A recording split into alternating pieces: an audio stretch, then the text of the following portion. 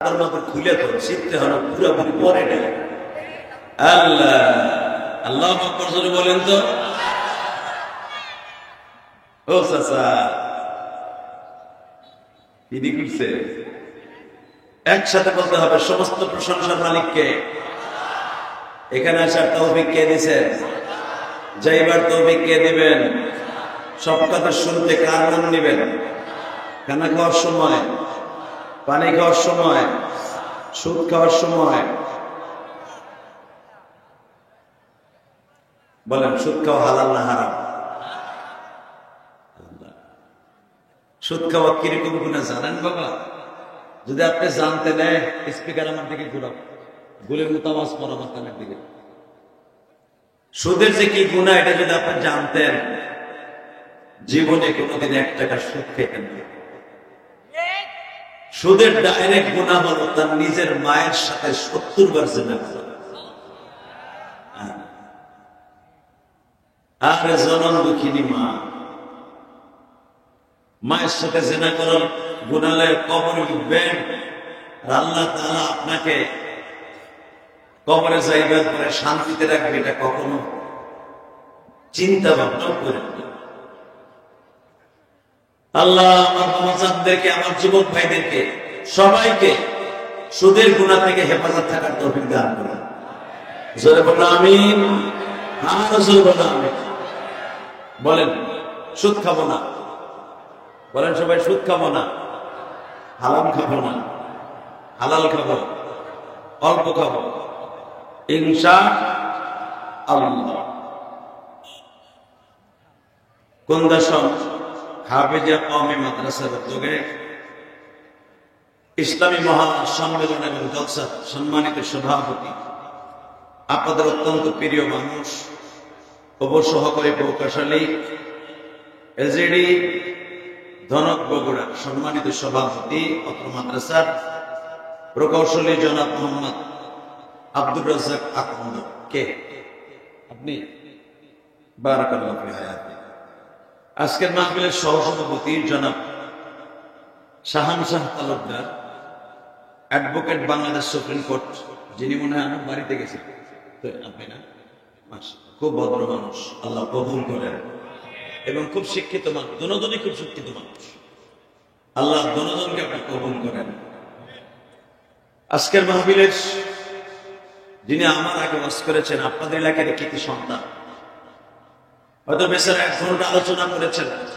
আপনারা এলাকার মানুষ তো বেশি একটা দাম দেন নাই, কিন্তু বেচারা অনেক এলেমের অধিকারী। দেওড়া ইল্লিপাড়া জামে মসজিদের সম্মানিত ইমাম ও খতিব, সম্মানিত খতিব হযরত আল্লামা হযরত মাওলানা আব্দুল বাতেন দামাত বারাকাতুহুল আলিয়া, সকলে বলেন আলহামদুলিল্লাহ। আজকের মাহফিলে যিনি তৃতীয় বক্তা হিসেবে ওয়াজ করেছেন, আমি সবাই ওয়াজই শুনেছি। কেন জানেন? আমি আসছি এখানে মাগরিবের নামাজের আগে। আল্লাহ, আমি আসরের নামাজ পড়ছি আপনাদের ওই রোডের নাম জানি কি না,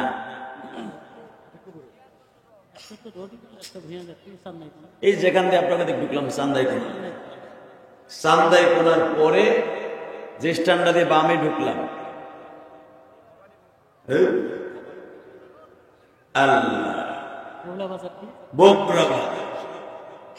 বগুড়া বাজার যখন আসছি তখন আমরা আসরের নামাজের আযান পেয়েছি, আলহামদুলিল্লাহ। রাস্তা ভুল করে চলে গিয়েছিলাম আমরা সে সনকা, ওখান থেকে আবার ঘুরে আবার আপনাদের বগুড়া বাজার আসছে। তো আপনাদের খেদমত আরজ করতে চাই, এত সকালে প্রধান বক্তা আসে আপনাদের মাথার মধ্যেই নাই, কিন্তু এই কমিটিকে আমি ধন্যবাদ জানাই। এদের সাথে যে আমার কমিটমেন্ট ছিল, আমি যখন দাওয়াত নেই তখনই আমি বলছি যে ভাই আমি কিন্তু বেশি রাত্রে স্টেজে উঠি না, যদি মন চায় নিবেন নলে নিবেন না, কারণ 9টায় আমি উঠবো ইনশাআল্লাহ। হুজুর আমাদের দেশের মানুষ ভাত ভুত খাইয়া 10টার দিকে, আমি বললাম চলবো না, আমার কণ্ঠ শুনলে আল্লাহর পাগলগুলি, কোরআনের পাগলগুলি ঠিকই চলে আসবে।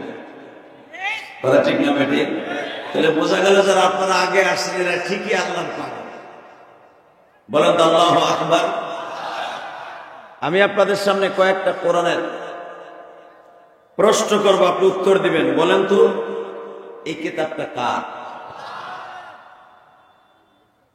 এর মধ্যে যে লেখা আছে এই কথাগুলি কার? ভাই ভলান্টিয়ার ভাইরা কোন আওয়াজ করা যাবে না। আমার ডাইন পাশে ভলান্টিয়ার যারা আছেন, যারা ডিস্টার্ব করবে তাদেরকে ঘাট ধরে মাহফিলের সীমানা থেকে বের করে দেবেন। কারণ আমি জানি আপনাদের ভলান্টিয়ারদের অনেক অনেক এক্সপার্ট। 80 জন ছেলে একই ড্রেসে বীর মুজাহিদের মতো ভলান্টিয়ারের দায়িত্ব পালন করছে, আলহামদুলিল্লাহ বলেন। আবার কেউ আবার মনে মনে ভাবছে ভলান্টিয়ার দায়িত্ব আমার দেশে পাঞ্জাবিতে একটা পাইছে, এটা বাইতে যে হইতে না। অনেক জায়গা আছে, তবে এই জায়গার ছেলেগুলো অনেক কর্মঠ এবং এরা যে যে দায়িত্ব দিয়েছে দায়িত্বগুলো তারা অক্ষর অক্ষর পালন করছে। যারা দাঁড়িয়ে আছেন বসে পড়েন, যারা দাঁড়িয়ে আছেন বসে পড়েন। বলেন, এই পৃথিবী এমন একটা জায়গা, এই পৃথিবীতে যারাই আল্লাহর সাথে বেশি লড়ছে ওরাই কিন্তু মরছে। কথা বাস্তব না অবাস্তব? জোরে বলতে হবে। যতদিন বাঁচতে হবে কোরআন প্লাস হাদিসকে সামনে নিয়ে বাঁচতে হবে। এই পৃথিবীতে যারাই কোরআনের বিরুদ্ধে কথা বলছে ওরাই একদিন ধ্বংস হয়ে গেছে। এই পৃথিবীতে যারাই আল্লাহর বিরুদ্ধে কথা বলছে ওরাই একদিন ধ্বংস হয়ে গেছে। এই পৃথিবীতে যারা আল্লাহকে টিক্কা লাগায় চলেছে ওরাই একদিন ধ্বংস হয়ে গেছে। কথা ঠিক না? শুধু আমার সাথে বলবেন, এই পৃথিবীতে তাদের মধ্যে কয়েকটা ডিক্টাচার স্বৈরাচারের নাম আমি বলবো। 1 নম্বরে হলো ফিরাউন, শয়তানের নাম শুনছেন না? 2 নম্বরে নমরুদ, নাম শুনছেন না? 3 নম্বরে সাদ্দাত, হামান। তারপরে এদের সবচেয়ে ওভারটেক করে চলে গেছে আর একজন বেঈমান, নাম তার আবু জাহেল। নাম কি? আপনার আত্মীয় লাগে তাহলে শয়তানের নাম তো জোরে উচ্চারণ করতো। নাম কি? আরো জোরে, আরো জোরে। এই শয়তানের বাড়ি আর আমার বিশ্বনবীর বাড়ি মাঝখানে মাত্র 35 গজ দূর। আলহামদুলিল্লাহ বলেন। এই শয়তানের কাজ ছিল, এর কাজই ছিল মুসলমানকে কিভাবে ধ্বংস করা যায়। এর কাজই ছিল মুহাম্মদকে চিরতর পৃথিবী থেকে কেমনে বিদায় করা যায়। এর কাজই ছিল এই পৃথিবী থেকে ইসলামকে চিরতর স্তব্ধ করে কেমনে দেওয়া যায়। ইসলাম কি বিদায় হয়ে গেছে? যারা জোরে কথা বলবেন জীবনে কোনোদিন আপনার হাড়ের রোগ হবে না ইনশাল্লাহ। বলেন তো, আরো জোরে বলেন। এখন আপনারা বলবেন, এই পৃথিবীতে যারাই মনে মনে ভেবেছে আল্লাহর বিরুদ্ধে কথা বলে আল্লাহর বিরুদ্ধে কাজ করে আমরা এই পৃথিবীতে টিকে থাকবো, ওরা কি টিকে থাকতে পেরেছে? হ্যাঁ? তাহলে একসাথে বলেন, যদি ইসলামের বিরুদ্ধে কেউ কথা বলে ওরে দাঁত ভাঙা জবাব দেব জুতা দিয়া। রাজি আছি না নাই? কে কে রাজি আছেন? আল্লাহকে দু হাত দেখায় দাও। কি তাকবীরদের মতো কেউ নাই?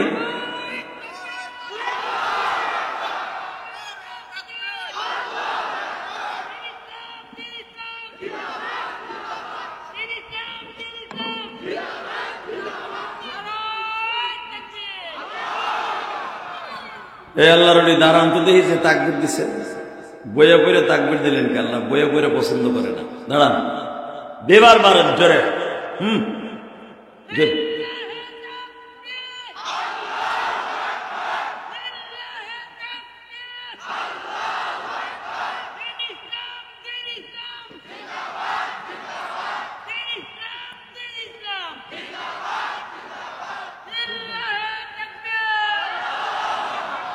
হ্যাঁ, এনার মধ্যে কোন আর একজন কি দাঁড়াইছিলেন? দাঁড়ান তো দেখি, কি উনি একাই আছে?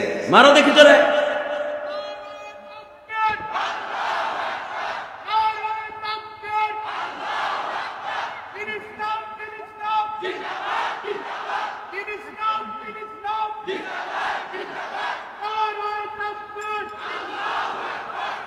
মাশাআল্লাহ। এর সাথে আর একটা অ্যাড করবা। এই তোমরা এত সময় করেছিলে, আমার মতো আবার বলছো গেছো গেছো তো আইসো কেন? আহম লাগবো কেন? একসাথে বলেন, এই সাথে আমি একটা তাকবীর দেই। চলো তাড়াতাড়ি, জলদি জলদি। আমি আপনাদের সাথে একটা অংশগ্রহণ করব হযরত ওমরের মতো। রেডি বাবা? হ্যাঁ রেডি? ওমরের জীবনের সবচাইতে বড় তাকবীর আওয়াজ দিয়েছিলেন তখন ওমরের বয়স ছিল 38 বছর। কত? 38 বছরের যুবক এখানে আছে না? আর ওমরের বয়স ছিল তখন 46 বছর। আল্লাহু আকবার জোরে বলেন তো। 46 বছরের লোক আছে না এখানে? আর আমার নবীর বয়স ছিল 48 বছর। ঠিক এই টাইমে ওমর একটা তাকবীর দিয়েছিল, সেই মার্কে একটা তাকবীর আমি আপনাদের সামনে উপস্থাপন করব। দেখা যাবে এই সিরাজগঞ্জ তারাস থানার মধ্যে রসুল প্রেমিক, আল্লাহ প্রেমিকের আওয়াজ কয়জনের আছে? রেডি? নারে তাকবীর, লিল্লাহি তাকবীর। দিন ইসলাম, দিন ইসলাম, আল কোরআনের আলো। বিশ্বনবীর শত্রুরা, বিশ্বনবীর শত্রুরা, ইসলামের শত্রুরা। দিন ইসলাম, দিন ইসলাম। একবার কবেন জিন্দাবাদ জিন্দাবাদ, আর একবার কবেন কায়েম হোক, কায়েম হোক। রেডি? দিন ইসলাম, দিন ইসলাম, দিন ইসলাম, দিন ইসলাম। তো যন্ত্রণায় ওয়াজ ছেড়ে দেব, ওয়াজও করবো না, তোর আবি হল। এই বেটা সর তাড়াতাড়ি।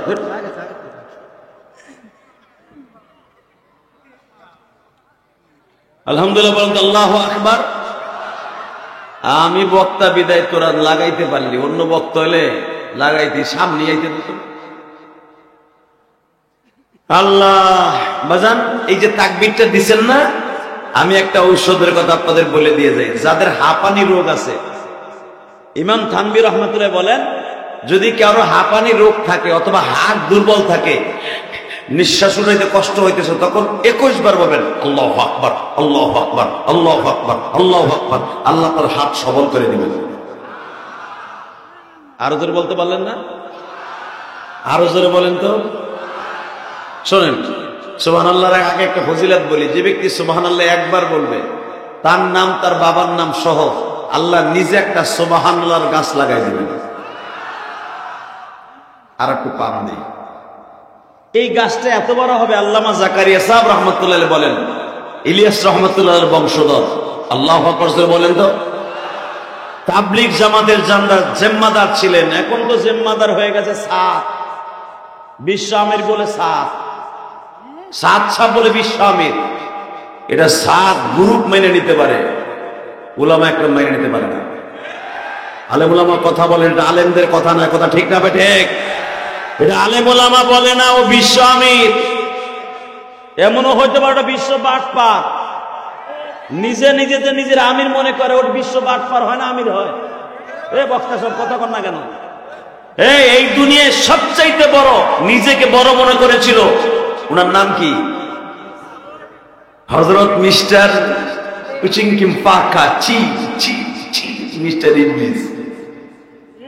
কথা কর না কেন? মিস্টার ইবলিস ছিল এই পৃথিবীতে সবচাইতে বড় বাটপার। এখনো পর্যন্ত সে নিজেকে বড়ই মনে করে।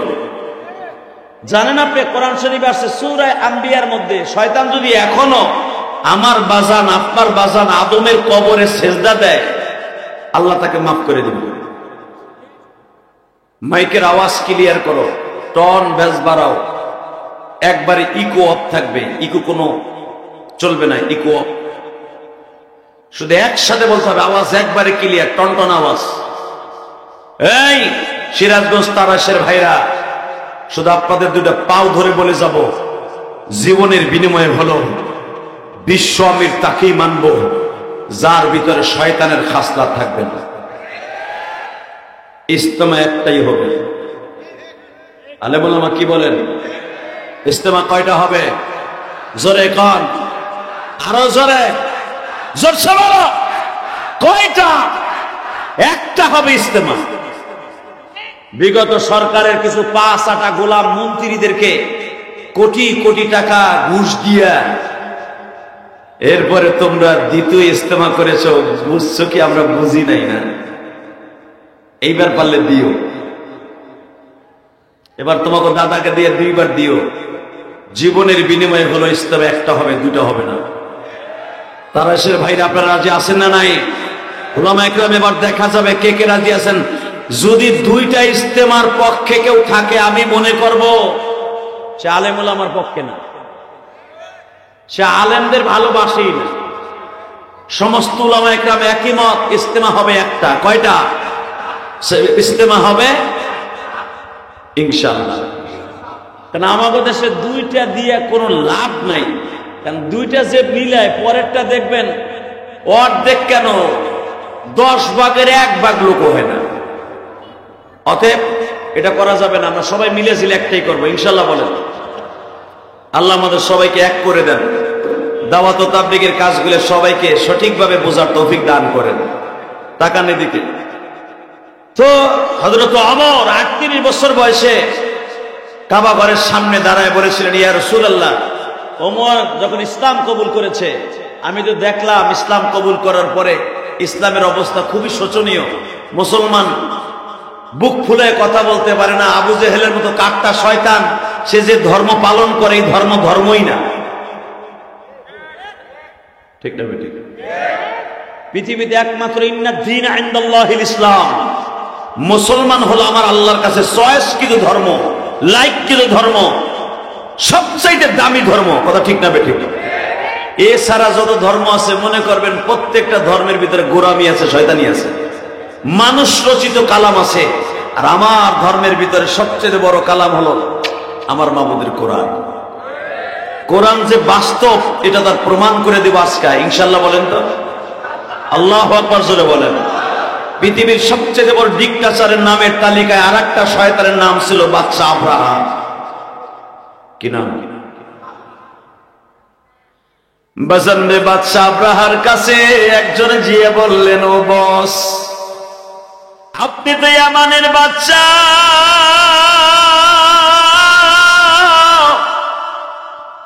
সারা দুনিয়া আপনাকে বস মানে, আপনি জাতিসংঘের চেয়ারম্যান, আপনি এই পৃথিবীতে পরাশক্তি, আপনার সামনে দাঁড়াইবার মতো কোন দেশ নাই।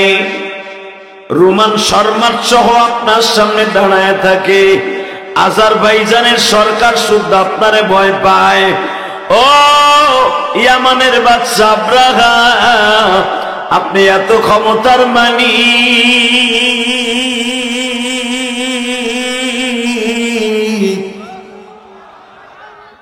কিন্তু আপনি ইয়ামানের বাদশা হয়ে আপনার দেশের মানুষগুলাও বাক্কা শহরে যায়। কয় বাক্কায় যায় কেন? কয় বাক্কায় কেন যায় জানি না, তবে বাক্কায় একটা ঘর আছে। ইন্না আউয়ালা বাইতি উযিয়া লিন-নাস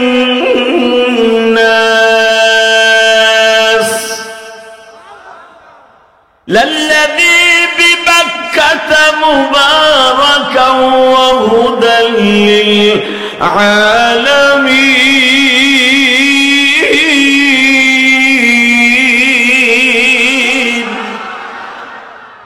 কোরআন তেলাওয়াত শুনে যারা আল্লাহু আকবার বলবেন, আমি বলছি না, তাদের জীবনে হার্টের রোগ হবে না। জীবনে আপনি ব্রেন টিউমারে মরবেন না। আপনি জীবনে মারাত্মক কোন অসুস্থ হইয়া এই দুনিয়ায় বেঈমান হয়ে মরবেন না। প্রমাণ করে দেন তো আমার মামুদের কোরআন শোনার পরে কতটুকু ভালো লাগে। ইন্না আউয়ালা বাইতি উযিয়া লিন-নাস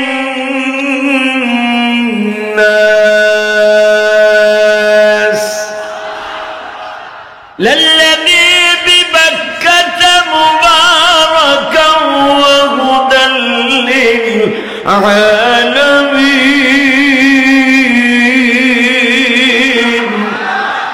ফীহি আয়াতুন বাইনাতুন মাকামু ইব্রাহিম মিল্লাতা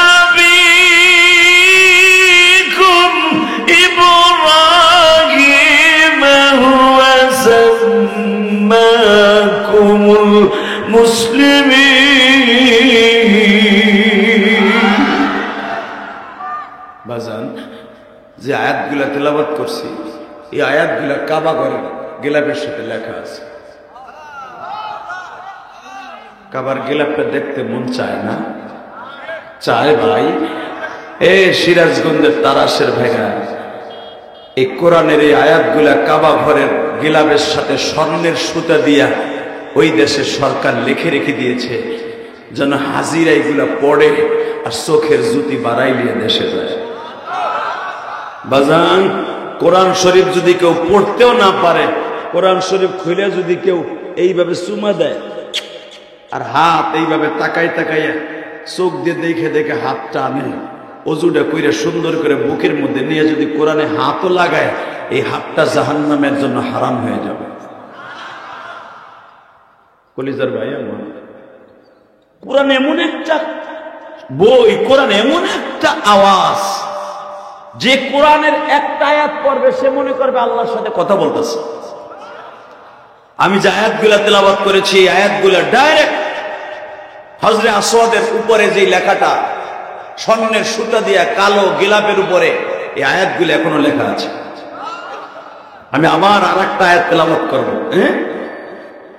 ওয়ামা আরসালনাকা ইল্লা রাহমাতাল লিল আলামিন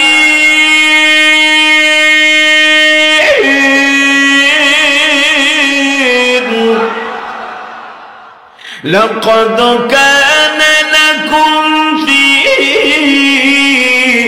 رسول الله أسوة حسنة ألم تر كيف فعل ربك بأصحاب الفيل।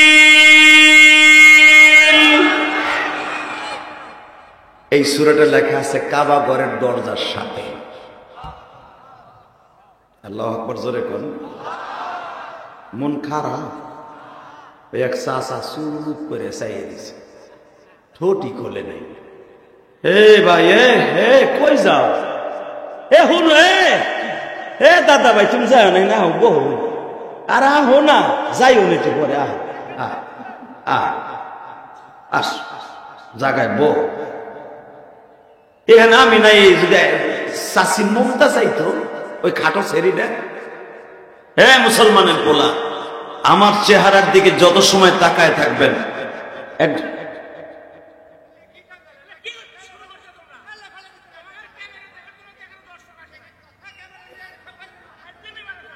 ভাই থাক থাক দাদা, কলিজার ভাই কষ্ট করে আসছে।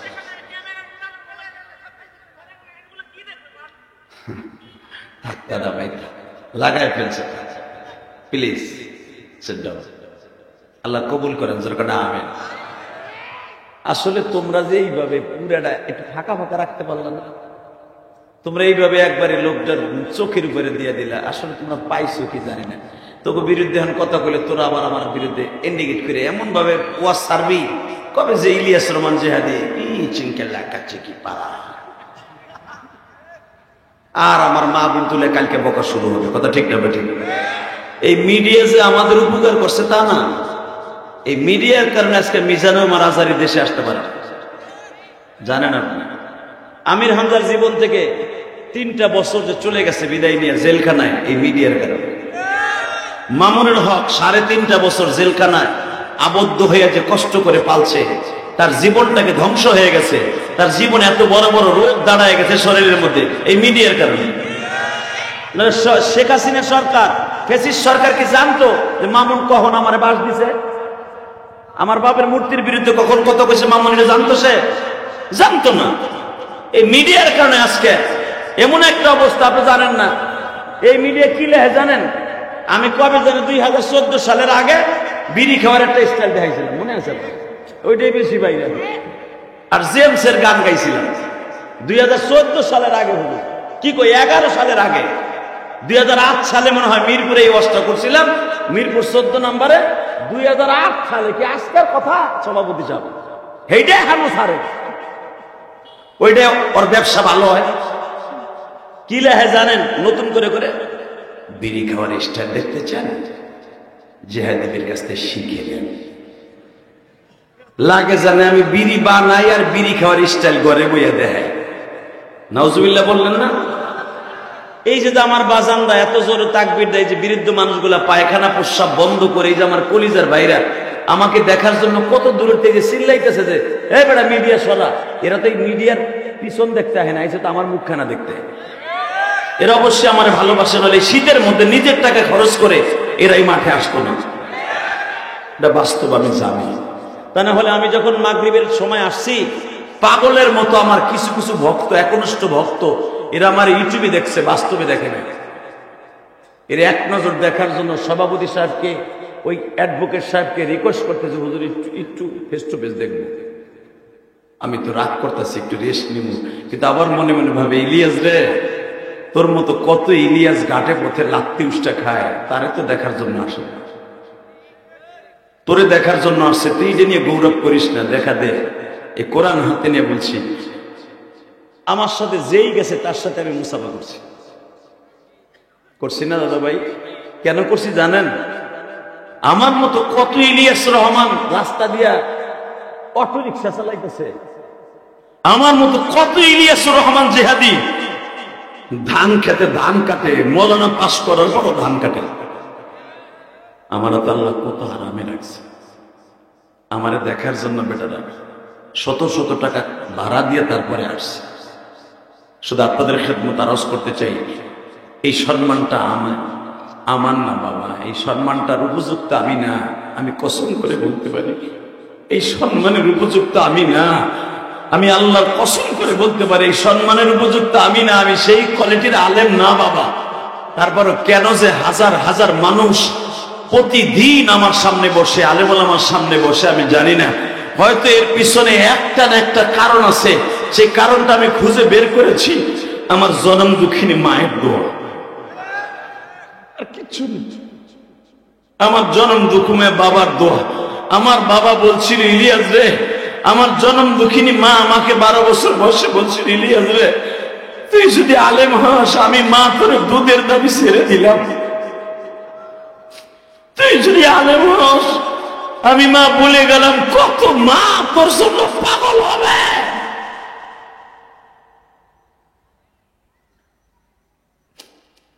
বিশ্বাস করেন, আজকে একটা মহিলা সকালবেলা, ওই যে আমার সাথে ইয়াসিন ছিল,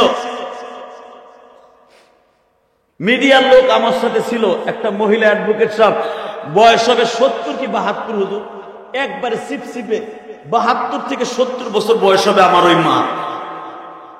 সে আমারে এক নজর দেখার জন্য পাগল হয়ে আমার রুমের মধ্যে, তারা কেউ আটকে রাখতে পারে না, পাগল হয়ে রুমের মধ্যে ঢুকছে। দুইটা বিশ্বাস করেন, আমার এই হাতের মধ্যে চুম্বন করে বলে, ইলিয়াস রে, আমি তোরে দোয়া করে দিয়ে গেলাম, তোর মা নাই জানি, তোর জন্য হাজার হাজার মা কান্দে আর দোয়া করে।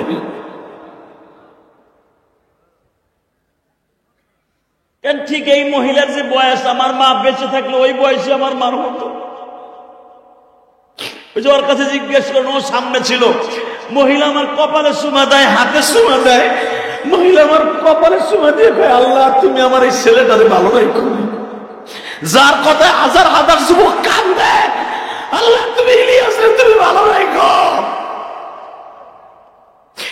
বাজার আমার এই মাকে জীবনে আমি কোনোদিন দেখি নাই গো বাবা।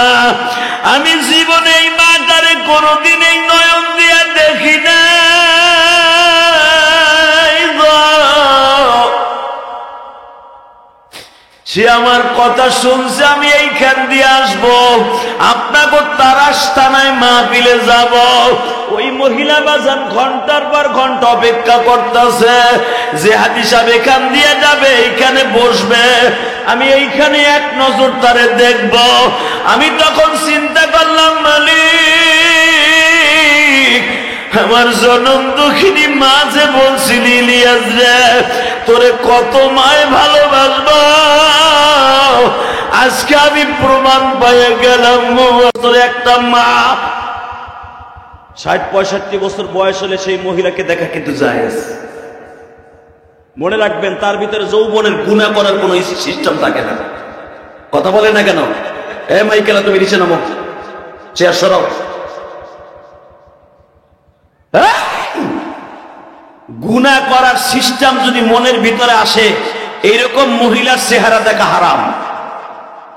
60-65 বছর হয়ে গেলে যাদের আপনারা যারা বালেক পুরুষ বিবাহিত সহজে বুঝে নেবেন, আমাদের মা বোনদের মাসে মাসে যেটা হয়, শরীর খারাপ হয়, এটা বন্ধ হয়ে গেলে ওই মহিলাকে দেখা যায়।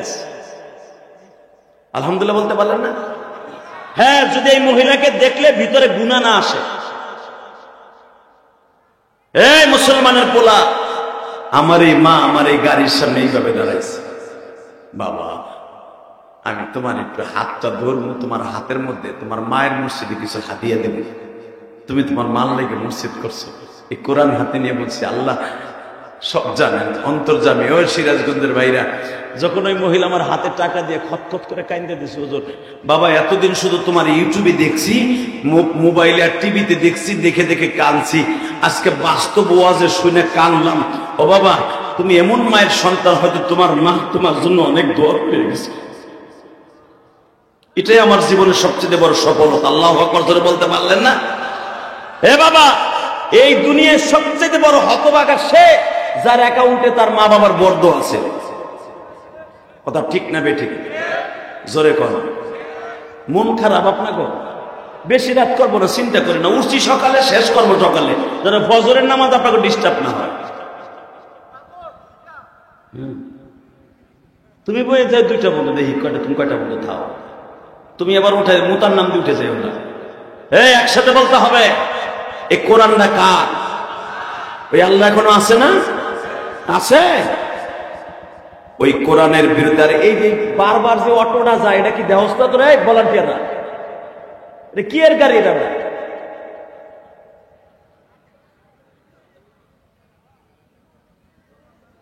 আল্লাহ আমাদেরকে মাফ করে দেন, জোরে কানা আমিন। আল্লাহ এখানে যারা বসে আছে সারাদিন কাজ করছে, ধান খেতে, ধান মরাই করছে, ধান কাটছে, আল্লাহ গিরাস্তি করা, ধান কাটে, এটাও তো আপনার একটা ইবাদত, যেরকম মানহাবা। এই রেজেক অন্বেষণের জন্য খেতে নামা, এটা নফল নামাজের সওয়াব। আপনারা জানেন, যদি ফজরের নামাজটা পড়ে কাশিটা হাতে নিয়ে আপনি ধান খেতে, ধান কাটতে যান, যত সময় জিকির করবেন লা ইলাহা ইল্লাল্লাহ, লা ইলাহা ইল্লাল্লাহ, এই জিকিরগুলো করবেন, প্রতিটা শ্বাস প্রশ্বাসে আপনি নফল নামাজের সওয়াব পাবেন। আর ফজরের নামাজ না পড়া গামছাটা মাজায় বাইন্দা মাল কাঁচা দিয়ে ধান কাটতে নামবা, মরিয়া দেখবা কুত্তা যেমন পিড়ায়, ফেরেস্তারা এমনি পিড়াই। তোমারটা ভালো বুঝলাম, আর আল্লাহটা বুঝি বুঝলা না। এই জন্য নামাজটা পড়ে তারপরে মাঠে নামবেন ইনশাল্লাহ। বলেন আল্লাহু আকবার জোরে বলেন তো। এইটা যারা বুঝছে ওরাই আল্লাহর জান্নাতে গেছে। ঠিক এইরকম একটা আল্লাহর সাথে জেহাদ করা, আল্লাহর সাথে যুদ্ধ করার একটা জালিমের আবির্ভাব হয়েছিল, নাম ছিল তার আব্রাহা। নাম কি? জোরে কর। তো আব্রাহা আসলেন যে সমস্ত পৃথিবীর মানুষগুলা বাক্কা শহরে যায় কেন? কি আছে ওখানে? ওখানে কি দেখতে যায় সারা দুনিয়ার মানুষ? আরে আমি আব্রাহার দেশে মেলা মিলে বছরে 2 দিন, এই মেলা থুইয়া তারা যায় ঠেলা খাইতে কাবায়, মক্কায়। ওই জায়গা আছে কি? এখন দিলটা নরম করবেন। যদি আপনি দিল নরম করে এক ফোঁটা পানি চোখ দিয়ে পড়ে, আমি আল্লাহকে সাক্ষী রেখে বললাম, আপনি ওই ঘরটা দেখতে পারবেন। আলহামদুলিল্লাহ বলেন। বসন্দে আব্রাহা সৈন্য সমন্ত্র নিয়া কাবা ঘর দেখার জন্য বেঈমান আসছে। এই আমার সিরাজগঞ্জের তারাস থানার ভাইরা, আমি দেখবো কাবা ঘরটা দেখার জন্য কার কার নিয়ত আছে। যখনই বেঈমান কাবা ঘর দেখার জন্য আসছে, শয়তান কিন্তু হজের নিয়ত করে আসে নাই, উমরার নিয়ত করে আসে নাই। উমরা হজ আমার আল্লাহ তাআলা নবীর জামানা থেকে শুরু করে দিয়েছে বাবা। যে ব্যক্তি হজ আর উমরার নিয়ত করে কাবা দেখতে যাবে, আল্লাহ তাকে এমন নিষ্পাপ করে দেবে, মান হাজ্জা লিল্লাহ ওয়া লাম ইয়ারফাস ওয়া লাম ইয়াফসুক রাজাকা ইয়াউমিন ওয়ালাদাতু ওয়া উম্মুহু। যারা আল্লাহকে সন্তুষ্ট করার জন্য হজ করবে বা উমরা করবে, আল্লাহ তাকে এমন নিষ্পাপ করে দিবে গো বাবা, মনে হবে আজকে তার মায়ের গর্ভ থেকে ভূমিষ্ঠ হইল। জীবনে যদি কোনো মানুষ একবার এই তোর আশা লাগবে না, চাও দিলাবে না পানি সরা, বারবার আপনি এই পাশ দিয়ে আসবি, চা লাগবে না আমার, হয়েছে দুধ চা খাইছে, এত চা মানুষে খায়, মানে বিলাটার বাস্ট হয়ে যাবে। আলহামদুলিল্লাহ বলেন তো, কষ্ট পাইতেছেন? শুধু আমার দিকে তাকাবেন। এই জমিনের মালিককে শয়তান আসছে কাবাঘর দেখার লাগে, উমরা করার লাগে না। আপনি যদি জীবনে চান্স পান কাবাঘরে যাওয়ার, উমরা করতে যাবেন না দেখতে যাবেন? আলহামদুলিল্লাহ বলেন, আল্লাহুম্মা আমিন। বাস শয়তান আসছে, আসার পরে দূরে দাঁড়ায় দেখতেছে কিছু মানুষ, দিলটা এখন নরম করবেন, কিছু মানুষ মুলতাজিমের সামনে দাঁড়ায়, হজরে আসওয়াদের সামনে দাঁড়ায়, অজরে দাঁড়ায় দাঁড়ায় কাঁদতেছে। বিশ্বাস করেন বাবা, আমি যখন এই যে আমার মাথার যে চুল দেখতেছেন, এই চুলগুলা, এই মাঝখানের চুলগুলা কিন্তু আমি উমরার থেকে রেখে আসছি। গত মাসের 27 তারিখে আমি উমরার থেকে আসছি, আলহামদুলিল্লাহ বলেন। তো এই যে এই পাশে চুল কানের উপর দিয়ে উঠে যায় বিদায় আমি এই জায়গাটারে সাইজ করছি, কিন্তু মাথার মাঝখানের চুলগুলা কিন্তু এই অ্যাডভোকেট যখন আমার বাড়িতে গেছে, আমি কিন্তু আমার উমরার খেজুরটা রেখা হয়েছে, জিজ্ঞেস করেন, জমজমের পানিতে রেখা হয়েছে, আলহামদুলিল্লাহ বলেন। আল্লাহ তো বেঈমান আব্রাহা দেখতেছে কাবাঘরের সামনে দাঁড়ায়া কিছু মানুষ কাবাঘরের দরজাটা ধরে অঝরে কাঁপতেছে। আল্লাহু আকবার বলতে পারো না?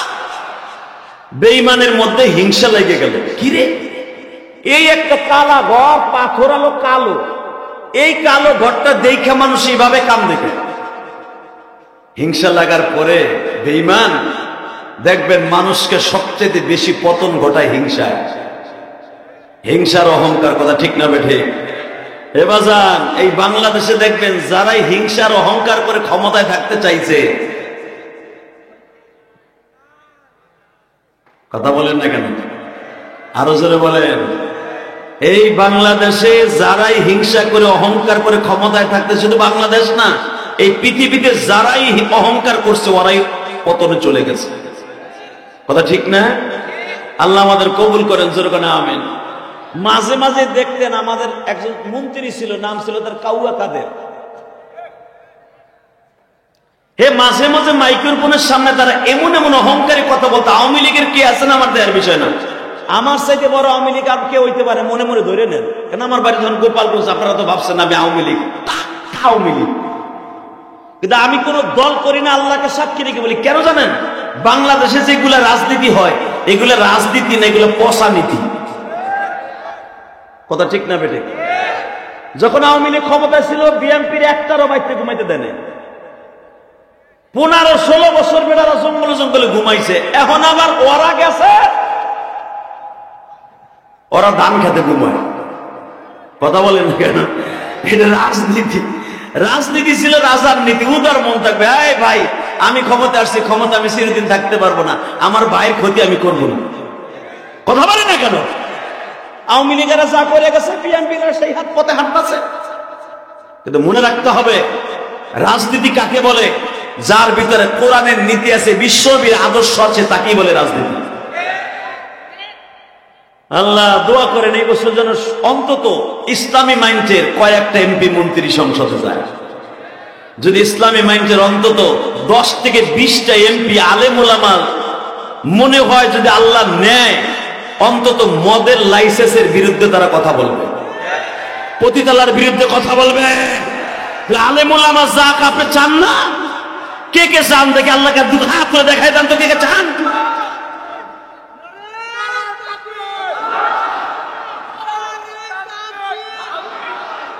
হ্যাঁ হইছে, তুমি বইয়া বইয়া তাকবীর দেবো, আমি মানব না।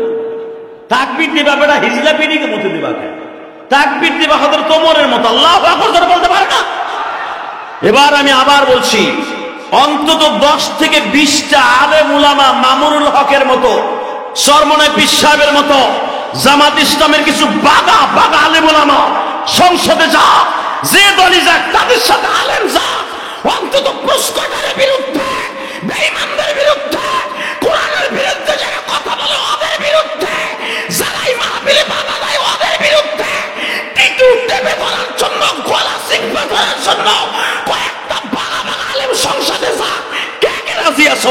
গোলামালাকে হাত উঁচা করে দেখায় দাও।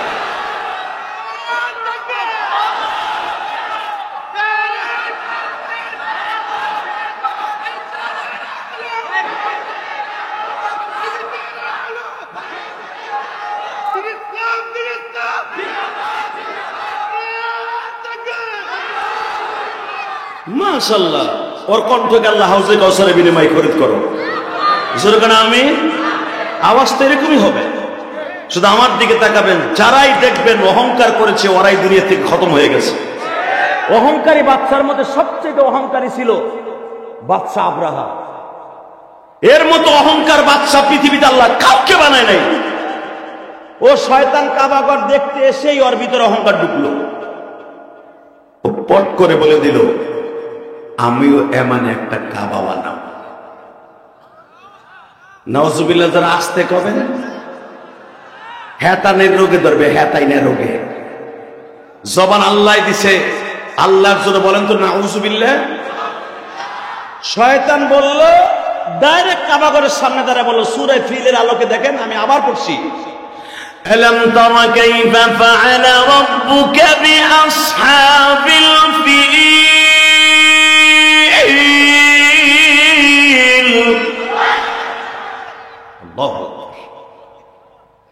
ও নবী, আপনি দেখেন নাই? আলাম তারা কাইফা ফাআলা রাব্বুকা বিআসহাবিল ফিল।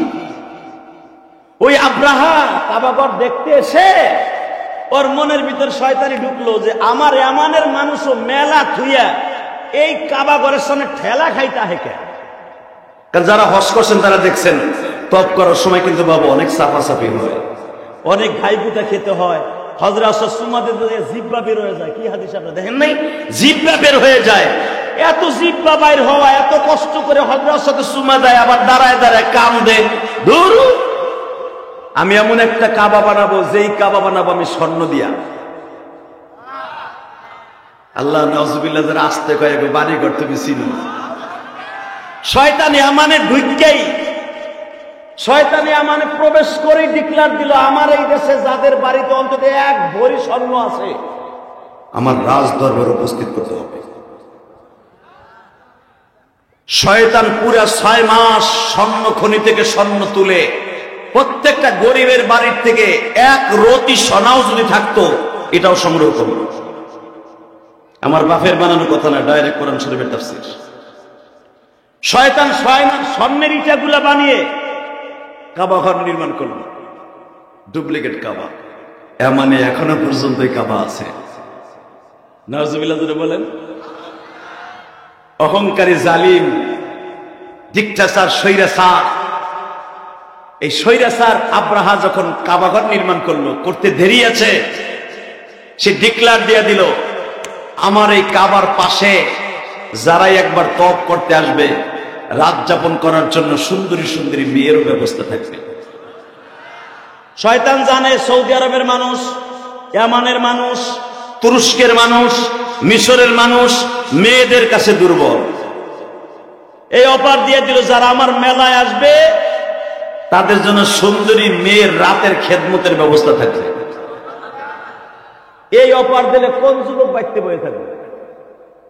বাছাই করা মেয়ে থাকবে আমার কাবা ঘরে যারা আসবে। আবার মন খারাপ, এইবার আমার আল্লাহর পক্ষে একটা আওয়াজ দিয়ে, যদি এমন কাবা বাংলাদেশে কেউ বানায়, ওর কাবা আর ওরে একসাথে পিটাই ভেঙে ফেলাম। রাজা আছেন না নাই? এমন একটা কাবা কিন্তু কয়েক বছর আগে ফটিকছড়ি চট্টগ্রামে বানাইছিল। বন্ডর মুরিদ গুলা হের বানানো কাবার পাশে তপ করতার বলতো, আমাকে হজে যাওয়া লাগবে না, আমার পীর বাবা কেবলা কাবা। আর পীরই বলে কেবলা কাবা, ওইটাই বলে কাবা। বলেন এইরকম যদি বাংলাদেশে আবার কেউ বলে, ওরে আস্থা রাখবো, ওরে পিডাইয়া জাগায় লুলা বানায় ফেলাবো ইনশাল্লাহ। বলেন তো, বাংলাদেশে এমন পীরও আছে রে বাপ, আপনার ওই গ্রামগঞ্জে বেশি দেখা যায়। এমনও পীর আছে ও শয়তান নামাজও পড়ে না। ঠিক না বেঠিক? ও মহিলা মুরিদ করে, আছে না? মহিলা যে মুরিদ করে ওইটা মানুষ না, ওটা শয়তান। ওইটা কি? আবার সারা রাত দেখবেন কুকুম কুকুম জিকির করে, তুই যে বাবা ঘুমায়া আছো রওজা পাকের ভিতরে, বাবা তোমার কাছে আসলে বাবা দিল হয়ে যায় নুরানি, বাবা কে কে কে কথা কর না কেন? আমি মনে করবো এই জিকির করার পরে যেটা উঠবো মনে করবো ওই শয়তানের মুড়ি তৈরি। কথা বল না কেন? এমন শয়তান বাংলাদেশে আছে না নেই? একটা বারো আল্লাহর নাম নাই, খালি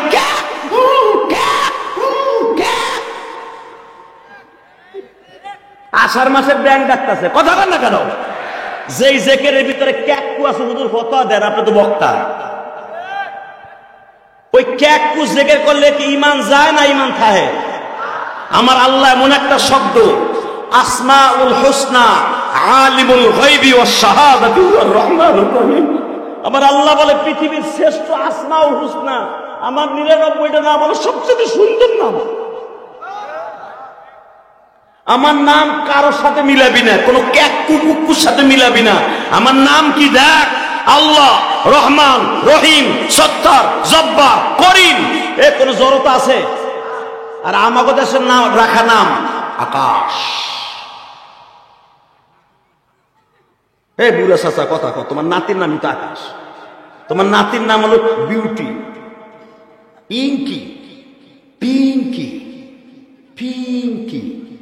আর আমার আল্লাহর নাম নিতে দেখেন তো কি সুন্দর, আল্লাহ বলেন, রহমান, রহিম, জব্বার, সত্তার, করিম, খালেক, মালেক। কি সুন্দর নাম না বাবা? এই 99টা নামের যেই কটা নাম আপনার মুখস্থ আছে, আপনি 5 ওয়াক্ত নামাজের পরে তসবিহটা ধরে যদি আপনি এই নামগুলো পড়তে পারেন, আমার রাসূল বলেন যে ব্যক্তি আল্লাহর 99টা নাম মরার আগে হলো একবার পড়ে মরবে, ওই লোকটা কোনোদিন বেঈমান হয়ে মরবে না, কবরে যাওয়ার সাথে সাথে তাকে জান্নাতের ব্যবস্থা করে দিবেন। দেখবেন বইতে আমার আল্লাহ 99টা নাম আছে, অন্তত জীবনে একবার হলো পড়ে কবরে যায়। হাদিস আছে না হুজুর? জীবনে একবার যদি কেউ 99টা নাম একবার কোনোদিন কেউ পড়ে, যেখানে বসে পড়ুক, আল্লাহ তার জন্য জান্নাত ওয়াজিব করে দেয়। অতএব আল্লাহ 99টা নাম তো সবসময় ডাকবেন ইনশাআল্লাহ। দেখেন এই বেঈমান আব্রাহা ও দেশে যাই কাবা ঘর নির্মাণ করে বলে দিল, আমার এই দেশে এই কাবা দেখতে যারা আসবে তাদের রাতের খেদমতের জন্য নারী ফিরি,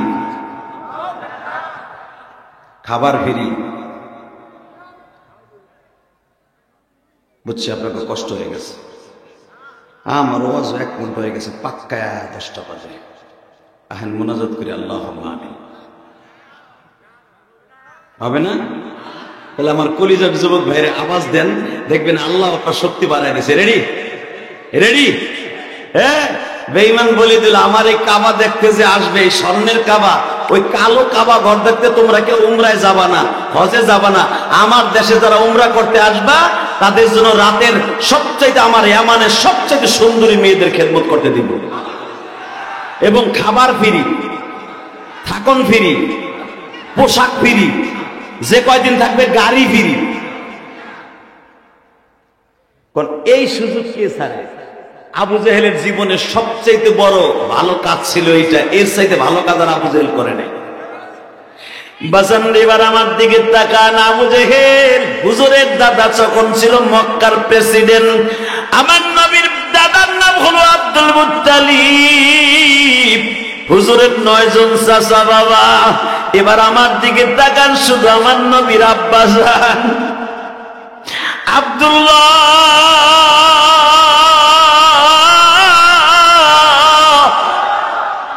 আবু জেহেলের সাথে সব সময় চলাফেরা করত, উতবা সাহেবের সাথে চলাফেরা করত।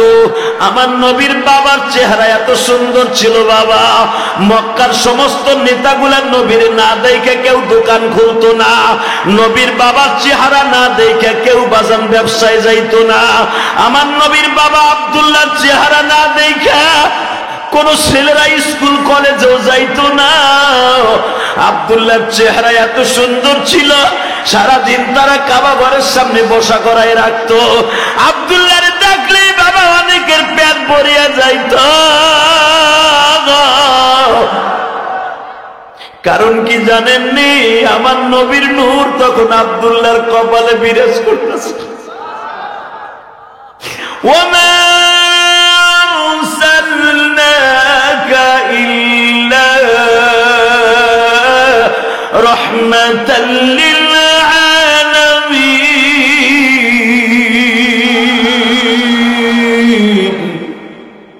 সারা দুনিয়ার রহমত তখন আব্দুল্লাহর দুই কপালের মাঝখানে।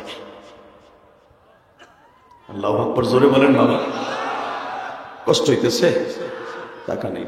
আব্দুল্লাহ, তোরে নেওয়া যাইব না, তোরে নিলে মহিলারা হরতাল করব।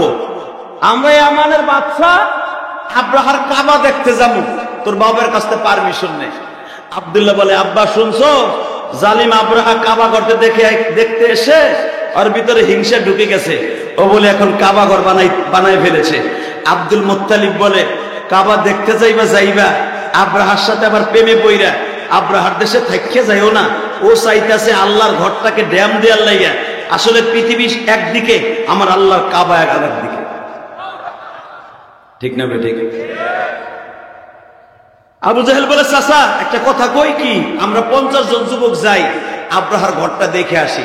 আব্দুল মুত্তালিব এক বাক্যে অনুমতি দিয়ে দিলেন, যা দেখে আসবি শয়তান কি ঘর বানাইছে।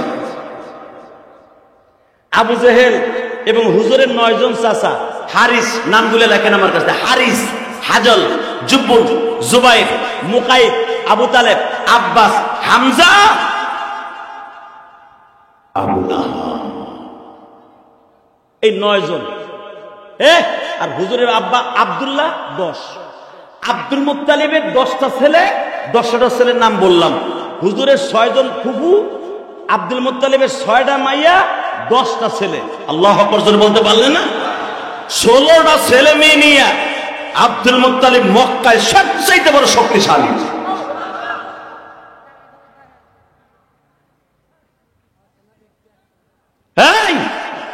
আব্দুল মুত্তালিব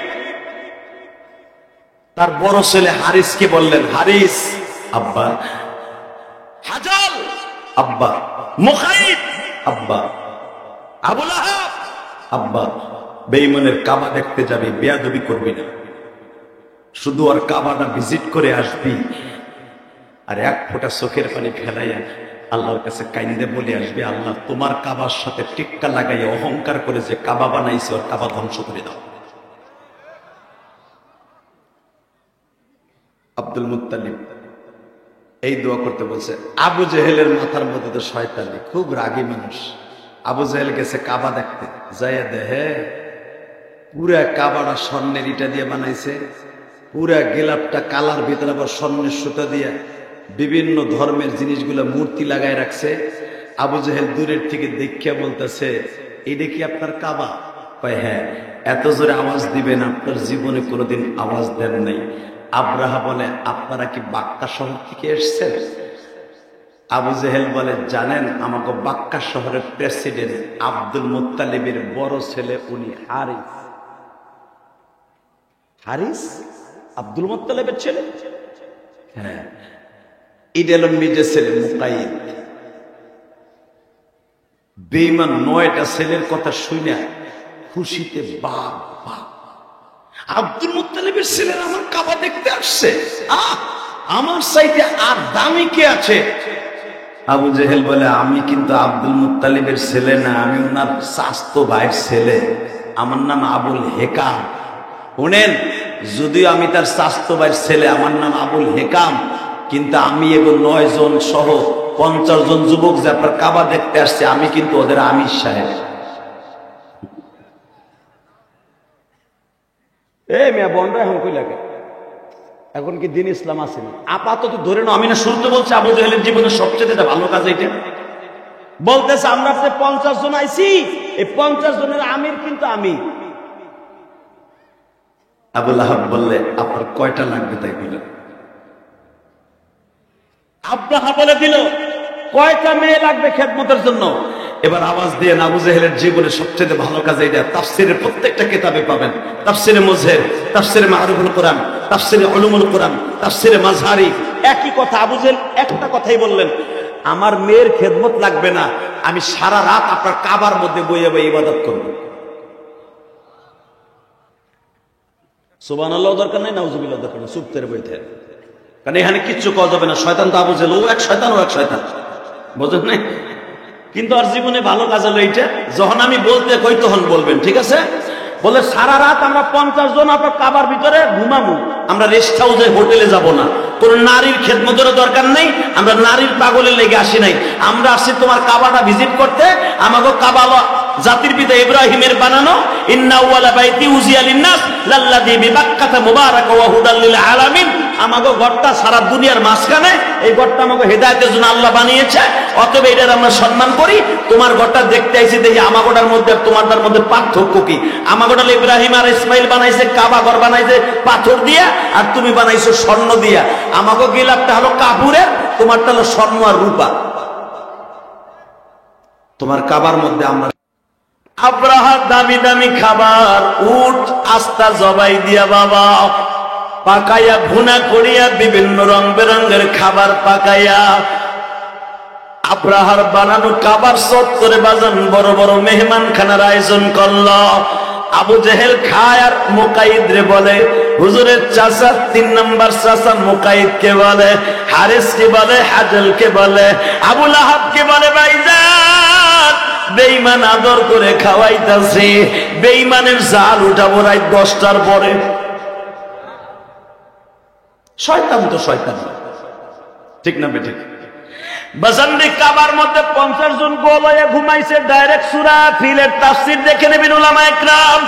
50 জন ঘুমাইছে, সবাই ঘুমায়। আবু জেহেল কয় আমি কিন্তু ঘুমাবো না, যখন ডাক তখন উঠবি, কারণ ওর নাম তো বুদ্ধির বাপ। আবুল হেকাম মানে কি? বুদ্ধির বাপ।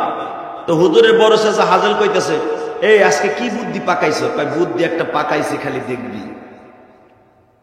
রাত যখন 12টা বাজছে, এইবার আওয়াজ দিয়ে 12টা বাজার পরে আবু জেহেল সবাই উঠ, উঠ, ঘুমাইতেছিস নি? কি হয়েছে বস? লুঙ্গি উচ্চা করে কয় কে? গোল হয়ে বইয়া পায়খানা কর।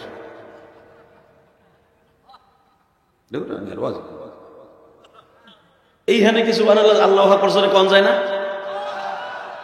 শয়তানের বুদ্ধি কইছি না জীবনের সবচেয়ে ভালো কাজ এইটা। 50 জনরে গোল করে বসাইয়া কয়, হুন সারাদিন খাইছো আব্রাহার বাসায়, যত খাইছো সব খাওনে কেনে ডাল।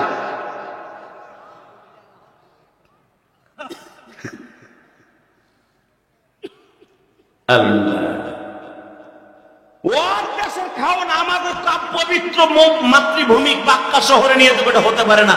ওরটা ওর কাবার মধ্যে ডাইলে দিয়ে যাবো। 50 জন মিলে বাবা এত বড় বড়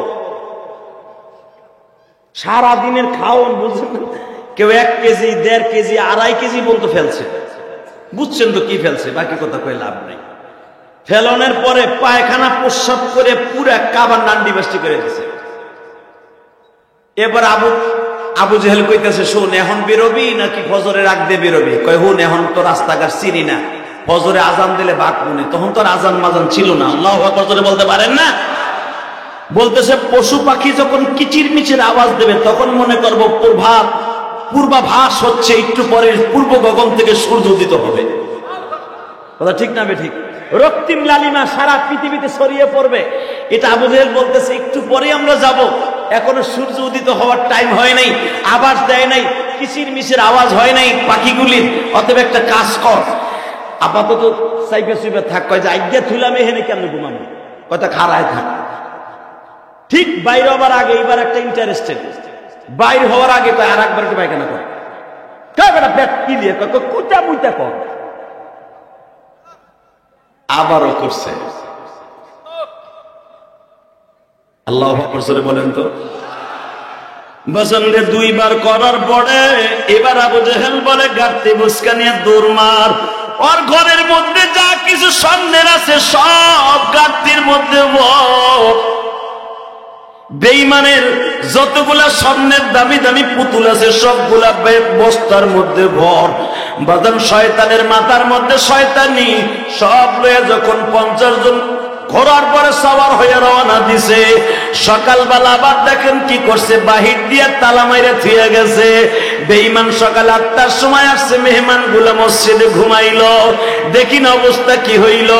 দাওয়াত ও তাবলীগের অনেক হিরুন্সি আছে বাবা, মসজিদে ঢুকে 3 দিনের কথা বলিয়া অনেকে আছে মসজিদের ভ্যান গাড়ির মধ্যে ভরে নিয়ে চলিয়ে যায়। আসলে বাজারে দাওয়াত ও তাবলীগের দোষ না, ওইটা হলো আগের থেকেই চোর। কথা বলে কেন? এই জন্য তাবলীগ জামাতের গালি দিবেন না, খবরদার। ও আগের থেকেই চোর, ও চোর হয়ে মসজিদে ঢুকছে, তাবলীগ করে ঢোকে নাই। কষ্ট হইতেছে? টাকা নেই দিকে। যখন সকাল হয়ে গেছে, শয়তান তালা দেয় বাহির দিয়ে মারা, ভিতরে কোনো আওয়াজ শব্দ নাই, তালা বাইরে ভাঙ্গে দেয়। বুঝেন নাই? এখন আমার থেকে নেবেন সূরা ফিলের তাফসীর। বেঈমান ওখান থেকে শপথ গ্রহণ করলো, ওখান থেকে শপথ, আমার কাবাকে অপমান করেছে।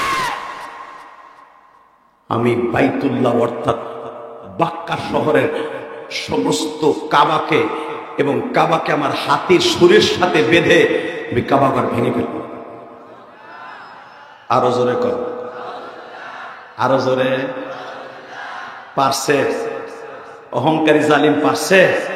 শোনেন এবার আমার সাথে। বাজানরে বেঈমান যখন 1-2 হাজার না 40,000 হাতির বাহিনী লইয়া বাক্কা শহরের মধ্যে ঢুকলেন, এমন টাইমে বেঈমান ঢুকছে বাবা। এবার একটা আওয়াজ দিয়ে নেই, বেঈমানের আসতে আসতে 1-2 মাস সময় লাগে নাই বাবা। সৈন্য সমন্ত্র গোছাইতে গোছাইতে প্রায় 1 মাসের কাছাকাছি চলে আসছে। বেঈমানের আসতে 1 মাস সময় লাগছে, যাইতেও 1 মাস সময় লাগতো মানে বাবা। এবার একটা আওয়াজ দিও, এই সময়ের ভিতরে আমার কলিজার টুকরা নবীর বাবা আমেনার সাথে বিবাহ হয়ে গেছে বাবা।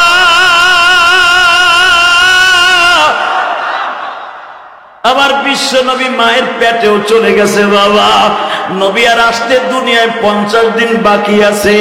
এই টাইমে বেঈমান কাবাঘর আল্লাহর ঘর ভাঙার জন্য বাক্কা শহরে ঢুকলো। আপনারা জানেন মিনার মাঠ যেখানে বাবা, এই মিনার মাঠ দিয়ে মুহাসসারা যেটাকে বলা হয়, এখনো পর্যন্ত কাবাঘর বাবা ভাঙার যেখানে বেঈমান আসছিল, এই জায়গাটা 24 ঘন্টা গজব নাজিল হয় বাবা। কিয়ামত পর্যন্ত গজব নাজিল হবে। এর দ্বারা বোঝা যায় যারাই জমিনে যেখানে বসে জুলুম করবে, আল্লাহর গজব কিয়ামত পর্যন্ত নাজিল হবে। আয়না ঘর নামে যেই ঘরের মধ্যে আলেমুল আমারে ঢুকাইয়া মারছেন, মনে রাখবেন কিয়ামত পর্যন্ত এখানে আলেমদের চোখের পানি। অনেক আলেম উলামা এইভাবে বলে, আপনাদের কাছে তো ওয়াজের মাঠে উঠে বলে না, আমাদের কাছে আমাদের লেভেলের বক্তারা বলে, জিহাদি ভাই আপনি তো ওই আয়না করে ছিলেন না, বছরকে বছর শোনেন, বিশ্বাস করেন, হাত পা উপরের দিকে বেঁধে উলঙ্গ করে এমন মাইক দিত, তারা হিন্দিতে কথা বলতো। তখন চোখের পানি ওয়ালের সাথে লাগাই দিয়ে আসতাম, চারিদিকে অন্ধকার, ওজুর পানি নাই, গোসল নাই, চোখের পানি দিয়ে বলতাম, আল্লাহ তুমি কই, একটা বিচার তুমি দেখাও না আল্লাহ। বাজান রে, আব্রাহা যখন ওই মিনা কাবাঘরের থেকে বাবা 4.5 কিলোমিটার দূর ওয়াদি মুহাসসারা এখানে চলে আসলো। আব্দুল মুত্তালিব যখন মক্কার প্রেসিডেন্ট, আব্রাহা খবর দিল এদিকে আসো। কি আব্দুল মুত্তালিব রে যেখানে পাইবা ধরে নিয়ে আসবা। ওর লোকগুলা আজ থেকে 1-1.5 বছর আগে আমার কাবাঘরে এরকম অপমান করে আসছে। আব্দুল মুত্তালিব ওই কাবাঘরের মুতাল্লি, ও তো কাবাঘরের মালিক। আমি ওর মসজিদটা ভেঙে তছনছ করে দিব গো। আব্দুল মুত্তালিব রে যেখানে পাইবা ধরে নিয়ে আসবা। আমার আলেম ভাইরা আপনারা জানেন, বুখারীর মধ্যে আসছে, আনাস ইবনে মালিক বলেন, আমার নবী বর্ণনা করেন, আমি আর 50 দিন পরে দুনিয়ায় আসব। আরে 50 দিন পরে দুনিয়ায় আসব। আমার বাবা দুনিয়ার থেকে এর মধ্যে বিদায় নিয়ে চলে গেছে। আব্দুল মুত্তালিবের অন্তর ভিতরটা ক্ষত বিক্ষত।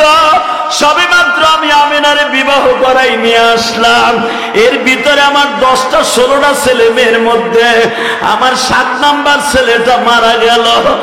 আরে আমার বিবি, আমার পুত্রবধূর প্রেগনেন্ট, আমার পুত্রবধূ আমিনার গর্ভে বাচ্চা।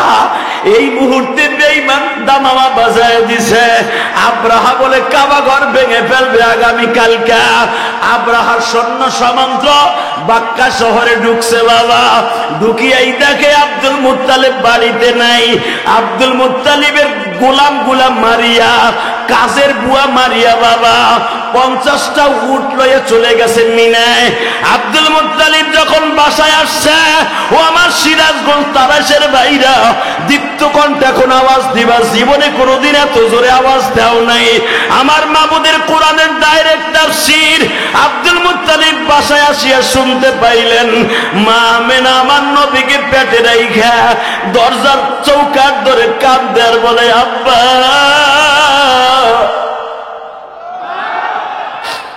আপনার বাড়ির কাজের বুয়া গুলাকে, আপনার গোলাপ গুলাকে, রাখাল গুলারে মাইরা 50টা উট লয়ে গেছে আব্রাহা নামে জালিম।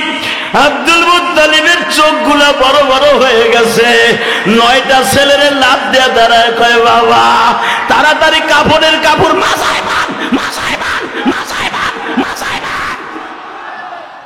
আব্দুল মুত্তালিবের এই জীবনে 65 বছরের জীবনে কোনোদিন কারোর সাথে মারামারি করি নাই।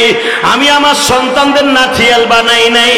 এবার যখন বেঈমান আমার উট লয়ে গেছে, কাবাঘর ভাঙতে আসছে, আর 40,000-এর বিরুদ্ধে আমার 9টা পোলাই যথেষ্ট।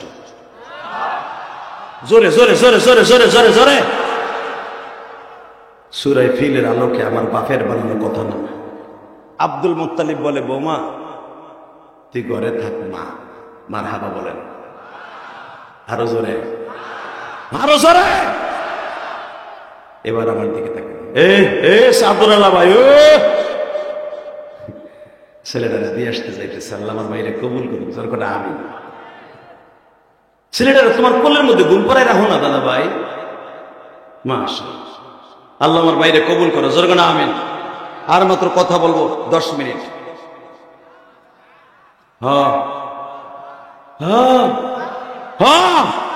তাহলে একটা শর্ত ওয়াজ করবো, যে উঠবে আর লুঙ্গি টেনে ধরবে, ঠিক আছে? ঠিক আছে? আরে বাবা, এই ওয়াজ করছিলাম আমি গাজীপুর 2013 সালে হুজুর। এগুলো মাঝে মাঝে টিক্স রাখবেন, কাজে লাগবে। তাহলে তো এগুলো ঘুমায়, সারাদিন কাম করছে না। তা গাজীপুর ওয়াজ করতেছে, আমি বলছি 1.5 ঘন্টা ওয়াজ হওয়ার পর আমি বলছি, কয় ঘন্টা চলবো? কয় সারা রাত। এক বুড়া কয় সারা রাত, লাভ দিয়ে ফেরা গেছে। তাই আমি বললাম, সারা রাত আপনি বয়ে থাকবেন? হ্যাঁ বয়ে থাকবো, বহুত কষ্ট করে আপনার আনছি। আমি বললাম, একটা শর্তে আমি ওয়াজ করবো, আপনারা যতটুকু আল্লাহ তৌফিক দেয় ততটুকু, কিন্তু শর্তে একটা লুঙ্গি টেনে ধরবেন। বুড়া কয় ঠিক আছে। 10 মিনিটও যায় নাই, ওরকম এক লাল চাদর আল্লাহ উঠে হাঁটা দিছে। বুঝলেন না আমার কথা? পাশে ছিল এক দাড়ি পাকা বুড়া, এক বর্ষর লুঙ্গি টেনে কই যাচ্ছে। গাজীপুরে ভাষা দিয়ে যখন টাইনা ধরছে, ইন্ডিয়ান পলিস্টার লুঙ্গি গেছে খুলে। পাঞ্জাবি না থাকলে তো বর্ডার স্টিংকিং পাকা সি গেছে লোক। এখন দেখি বুড়ায় টানে নিচের দিকে, যুবক টান উপরের দিকে। এই বুড়ায় এমন করে টান দিছে, বড় কই যাস তুই? হুজুর লোক কথা দিছি না, বইয়ে থাকি পোলারে বহাই আসছে। এই টান যখন 1.5 ঘন্টা ওয়াজ হওয়ার পরে, এখনো কিন্তু পাক্কা 1.5 ঘন্টা হয়ে গেছে। বলেন আল্লাহু আকবার। ধরেন এই টাইমেই যখন টাইমে ধরছে, ওই টান নি দেখে সামনে এক চাচা, হ্যার পোষা পাইছে 1/2 ঘন্টা আগে। ওই টান দেখে আর ওই বেটা ওঠে না। এই সভাপতি দেখুন প্রস্তাবের নাম দিয়ে যায়, আপনি মেনে নিবেন? ওই টান টুন দেখে বুড়া বেটায় চিন্তা করে, ওই যে স্যারায় টান খাইছে, আমি যদি বুড়া বসে টান খাই বিপদ হয়ে পড়ব। ধর উঠবো না, যা করে খোদায়। কিন্তু ভাই প্রস্তাবে কি আর কথা হলে, ও তো খালি বাইরে চায়, বাইরে চায়। বুড়া চিন্তা করে, আমি এমনি বইয়া খেরের মধ্যে আস্তে আস্তে সারি। চিন্তা করে যে আমি যে সারবো, এই গরম পানি যদি আমার আরেকজনের পিছনে যায়, তখন তো কবে সার পানি করতে হবে, তার এক বিপদ। একটু পরে বুড়ে আর এক বাংলা বুদ্ধি, চাইনিজ মিলাই একটা বুদ্ধি বাড়ি করছে। সেটা হলো চাইনিজ বুদ্ধি। ওই যে প্লাস্টিকের ঠোঙ্গা জুতা পায় দেন আমার বাপেরা, প্লাস্টিকের ওইটারে লুঙ্গির মধ্যে দিয়েছে, নিয়ে খুব কড়া করে খুব সিক্রেট ভাবে আস্তে আস্তে করে ছাড়ছে। কিন্তু আধা ঘন্টা আগের সাফা জিনিস তো সেরাই উঠছে। যখনই সেরাই উঠছে গো বাবা, এক ডিজিটাল পোলা লাভ দিয়ে কয়, চাচা আওয়াজ হয় কি, পানির আওয়াজ কি?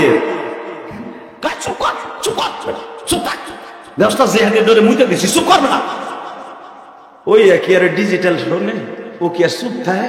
ও লাভ দিয়ে দাঁড়ায় কয়, চাচা মাইরা দিছে, চাচা মুতে দিছে। 10 মিনিটও যায় না আমার মাঠ খালি। খবরদার, অনেক কষ্ট করে এসছে। আল্লাহু আকবার জোরে বলতে হবে, আরো জোরে বলতে হবে। এই জমিনটা কার? হুকুম চলবে কার? না দুনিয়ার কোন রাজা বাদশা? জোরে বলেন। আমরা উলামা একরাম নিষেধ করেছিলাম মাননীয় সাবেক প্রধানমন্ত্রীকে, আপনার বাবার মূর্তি বানায়েন না। এই অপরাধে আলেম উলামাকে ধরে ধরে নিয়ে গরম ডিম দিছে, গরম আলু দিছে। কথা বল না কেন? হ্যাঁ, জাতীয় নেতার বিরুদ্ধে কথা বলে, আমার বাবার মূর্তি বানাবো, তাতে কি হয়েছে? কিন্তু আমাদের কথা নেন নাই। তার প্রতিফলন কি হলো? একটা জাতীয় নেতা, এটা আমরা কোনোদিনও ভালো চোখে মেনে নেই। আমরা যেটা নিষেধ করেছিলাম, আপনার আব্বার মাথার উপরে বসে কিছু ভদ্র ছেলেরা, তাই না? এরা ভদ্র, এরা অপরাধ করতে পারে একজনে, এই জন্য কিন্তু একজন নেতাকে এইভাবে অপমান করে আলেম ওলামা কেন? এই ভাইরা বিএনপি করুক আর আওয়ামী লীগ করুক, কেউ মেনে নেবে না। কথা বলে না কেন?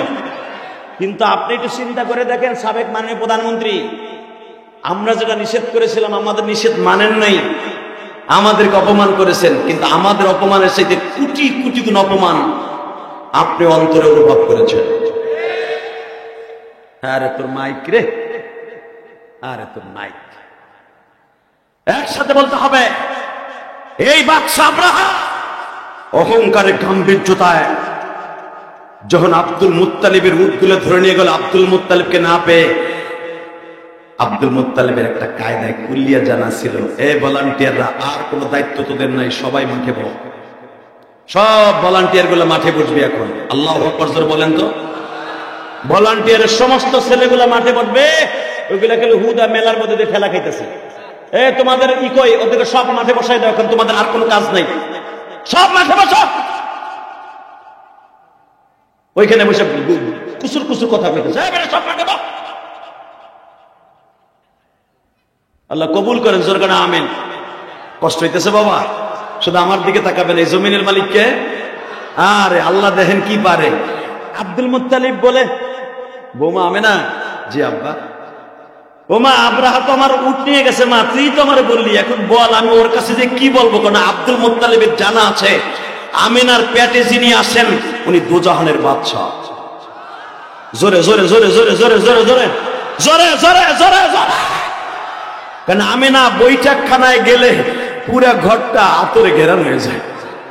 আমিনা গোসলখানায় গেলে আমিনার শরীরে যে পানি ইউজ করা পানি, গোসলের পানি যেইখানে পড়ে, ওই গোসলখানা পুরো 1 সপ্তাহ ঘেরান থাকে।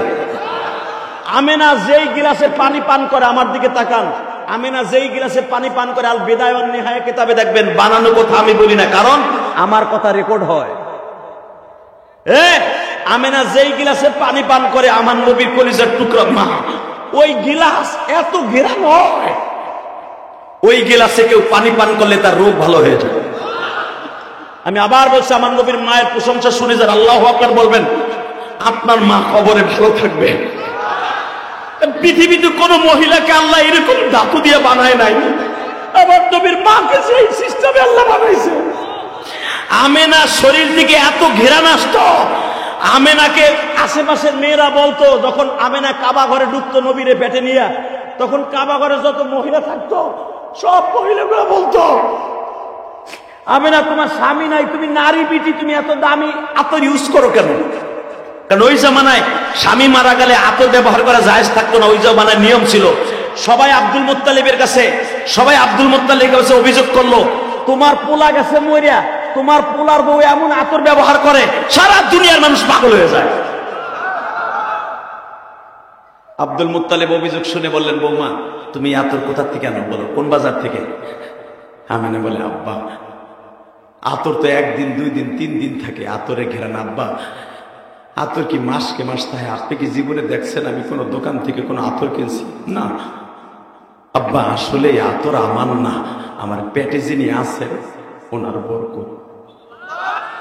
জোরে জোরে জোরে জোরে জোরে জোরে জোরে। যেই নবী মার পেটে থাকলে মার নিঃশ্বাস থেকে আতরে ঘেরান আসে, মার পায়খানা থেকে ঘেরান আসে, প্রস্রাব থেকে ঘেরান আসে। আমার ওই নবীকে বাংলা জমিনে যদি অপমান করে কথা কয়, ওরে জানায় বুঝে ফেলানো, ও জানায় কল্লা উড়ে দেব। কে কে রাজি আছো? ওরা একটা আল্লাহকে দোয়া তুলে খায় দাও।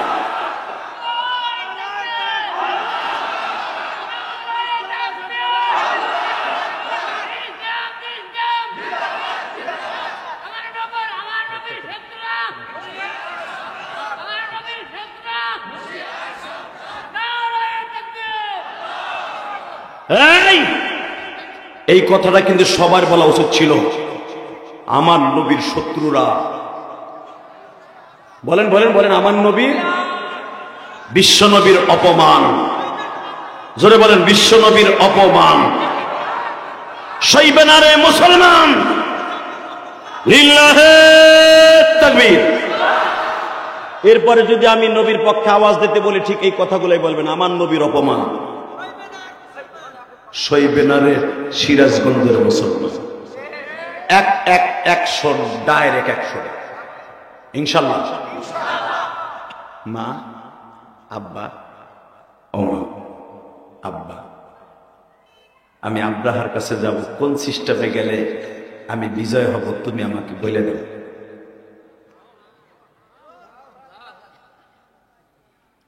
আরে এবার একটা আওয়াজ দিন গো বাবা, আমি বুঝছি আপনাকে এই মাঠে এমন কোন বক্তা আসে নাই যে আপনাকে দিয়ে এইরকম কথা বলে, আমি মনে হয় প্রথম। কিন্তু মনে রেখেন, কথাগুলো একদিন মনে রাখবে যেদিন কবরে চলে যাবে। আপনারা তো বোবা মানুষের মতো ওয়াজ শোনা পার্টি, কিন্তু আমি তো বোবা মানুষের মতো ওয়াজ করা পার্টি না। আমারে যদি আপনারা আমার কাছ থেকে কিছু নিতে হয়, আমারে খুশি রেখে আওয়াজ দিয়ে আল্লাহরে খুশি রেখে নিতে হবে। এবার একটা আওয়াজ দিবেন, রেডি? কোনদিন দেন বা না দেন, আজকে দিয়ে আমি না, তুমি যেইভাবে বলবা মা, আমি ওইভাবে বেঈমানের সামনে যাব। কারণ আব্দুল মুত্তালিব জানে আমার মা আমেনা যেভাবে আমাকে কমেন্ট করে, ওইভাবে যদি আমি কাজ করি আমি বিজয় হব। কারণ আমেনার পেটে যিনি আছেন, ওমা আরসালনাকা ইল্লা রাহমাতাল লিল আলামিন।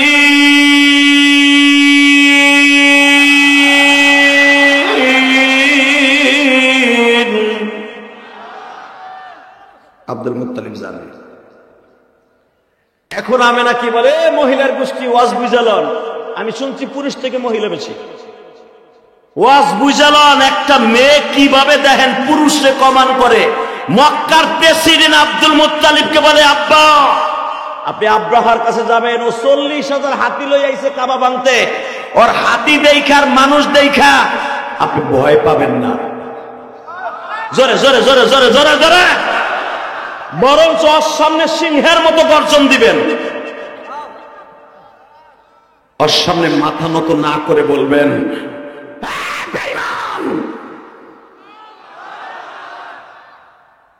আমার উদ্বেগ, মা যদি আমার পাল্টা আক্রমণ করে, আব্বা আপনার একটা পশম ক্ষতি করতে পারবে। জোরে জোরে জোরে, আরো জোরে। মা তুমি বলছো তো আমার একটা পশম ক্ষতি পারে না। আমি আমার কলিজার টুকরা মুহাম্মাদের কসম করে বললাম, মুহাম্মাদের ওই মালিকের কাবা ঘরের কসম করে বলছি, আপনার একটা পশমের ক্ষতিও করতে পারবেন না। কারণ আপনি তো আপনার নিজের জন্য যাচ্ছেন না, আপনি যাচ্ছেন আমার মাবুদের কাবা ঘর রক্ষা করার জন্য। আল্লাহই যথেষ্ট। আপনি যাবেন মুহাম্মাদের ঐতিহ্য ধরে রাখার জন্য। কারণ মুহাম্মাদের মাকে বাদশা আব্রাহা বেয়াদব তার বাহিনী বলে গেছে, এই ঘরে যত মহিলা আছে ঘরের থেকে বের হ। আমারে ঘরের থেকে বের করে ছেড়েছে। মুহাম্মাদের কসম করে বলছি, মুহাম্মাদের মালিকের কসম করে বলছি, কাবার কসম করে বলেছি, আব্বা আপনার একটা পশমের ক্ষতি হবে না, আপনার পশমের ক্ষতি হবে না, আপনার একটা জায়গা পরিমাণ খতম হবে না। কিন্তু শর্ত একটা, এই মাথা ওর সামনে নত করবেন না।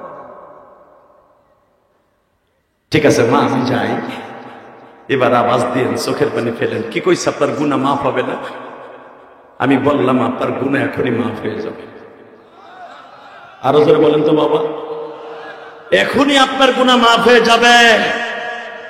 এই মুসলমানের পোলা, এই সিরাজগঞ্জের ছেলে, এই তারাশের ছেলে, আমি গোপালগঞ্জের ছেলে হয়ে বলে গেলাম, পৃথিবীতে যারাই আল্লাহর সাথে কাবার সাথে লড়ছে ওরাই মরছে। কথা বলে না কেন? আরো জোরে বলতে হবে। কে আসছে?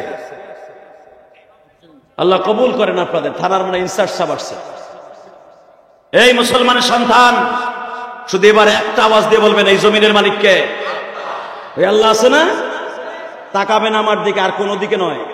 আমি আবার কোরআনে আয়াতটা পড়ছি, আলাম তারা কাইফা ফাআলা রাব্বুকা বিআসহাবিল ফিল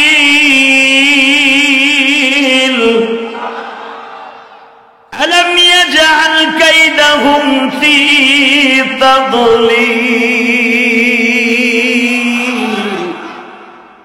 কথা বলে কার? ও নবী, আপনি দেখেন নাই? আপনার মার পেটের থেকে দেখেন নাই? আপনার দাদা যখন আব্রাহার কাছে গেছে, আপনার মা তাকে বলে দিয়েছে মাথাটা নত হবে না, মাথা নত হবে কার সামনে? প্রথম আব্দুল মুত্তালিব যেই বলে, এই তোমাদের মধ্যে আব্রাহাকে, এই তোদের মধ্যে আব্রাহাকে, পৃথিবীর সবচেয়ে বড় ডিক্টেটর, স্বৈরাচার, জালিম ছিল আব্রাহা। তার সামনে দ্বারা এইভাবে কথা বলার মতো সিংহ পুরুষ তদরিন কালে পৃথিবীতে ওয়ান আর একজন ছিল না, একজনই ছিল আব্দুল মুত্তালিব। এবার আপনার জোরে আওয়াজ দেন, আল্লাহ খুশি, আমিও খুশি। আপনাদের থানার ওসি আপনার এসআই সাহেব, আমি জানি না, ওসি মারহাবা, দোয়া করি ওসি সাহেব আওয়াজ বন্ধ করেন। এই জমিনের মালিককে, এত বড় একটা দামি মানুষ, আপনাদের পুরা তারাস থানার একজন ইনচার্জ, সে আমাদের পাশে বসে আছে, সে আমাদের সম্মানী ব্যক্তি। যেরকম লিল্লাহি তাকবীর। শুধু আমার দিকে তাকাবেন, এই জমিনের মালিককে। ক্ষমতা কে দেয়? ক্ষমতা কে নেয়? যাদের আঙ্গুলের ইশারায় প্রশাসন চলতো, কয়েকজনের ইশারায় চলতো, তারা আজকে কোথায়? আল্লাহ কে দেয়? ক্ষমতা কে দেয়? ক্ষমতার থেকে লাথি মেরে কে নামায়? ভাই আল্লাহ এখন আছে না? দেখেন আব্রাহারে কেমনে কি করে। এই মুসলমানের বলে আব্দুল মুত্তালিব যখন বলছে তোদের মধ্যে আব্রাহাকে, আব্রাহার যে সবচেয়ে বড় খাদেম ছিল, তার যে পিএস, এই তোর নাম কি? এটা আমার বাপের বানানো কথা না। ওই যে আমেনা ব্যাটারি চার্জ দিয়ে দিয়েছে, আব্বা বেঈমানের সামনে মাথা নত করবেন না। এটা আব্দুল মুত্তালিবের শক্তি না, আল্লাহর দেয়া শক্তি, আমেনার ব্যাটারি চার্জ। যখনই বলছে চোপ, সবগুলো চোপ। আব্রাহা 40,000 হাতি লই আইছে। আলাম তারা কাইফা ফাআলা রাব্বুকা বিআসহাবিল ফিল। এটা কারো বাপের বানানো কথা না, এটা কোরআন শরীফের কথা। এত বড় জালিম যে 1 বছর পর্যন্ত যুদ্ধের সরঞ্জাম রেডি করেছে, যত অত্যাধুনিক অস্ত্র ওই জামানার সব অস্ত্রগুলো সে অ্যাটেন্ড করে পুরা প্রিপারেশন নিয়ে বাক্কা শহর দখল করছে। সে বেঈমানের সামনে বলতেছে তোর মধ্যে আব্রাহাকে ওরে ডাক। ও কাবা ঘর ভাঙতে আসছে, ও আমার উট চুরি করে নিয়েছে হিজলাটায়। তুমি জানো আব্রাহার কত শক্তি? তোর আব্রাহার চাইতে সব শক্তির মালিককে। এবার আমার দিকে তাকাবেন, সূরা ফিলের আলোকে কালকেই তাফসীর দেখবেন।